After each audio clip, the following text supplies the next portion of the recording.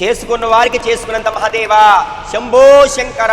మిత్రులారా, ఈ వీడియోని చివరి వరకు చూడండి. మాస శివరాత్రి రాబోతుంది. చాలా విశేషమైన శక్తితో కూడిన మాస శివరాత్రి. చూడండి, శని త్రయోదశి, మాస శివరాత్రి రెండు కలిసి వస్తున్నటువంటి అద్భుతమైన రోజండి ఈ రోజు.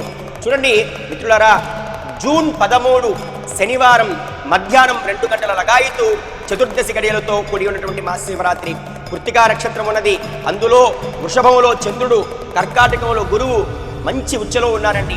ఇంతటి మంచి రోజున చక్కగా ఉపవాసం ఉండండి, శివాలయానికి వెళ్ళండి. శివాలయంలో 3 ప్రదక్షిణాలు చేయండి. మామూలు ప్రదక్షిణాలు కాదండి, చండీ ప్రదక్షిణం చేయండి.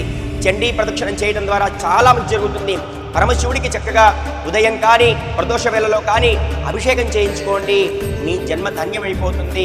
మిత్రులారా, నేనేం చేయలేనండి, మిమ్మల్ని కాపాడాలి, మిమ్మల్ని వృద్ధిలోకి రావాలని పదే వీడియోలు పెడుతూనే ఉన్నాను. చాలామంది వీడియోలు చూసి వాళ్ళ జీవితాలను అద్భుతంగా మలుచుకొని నాకు ఫోన్ చేసి చెప్తూ ఉన్నారు.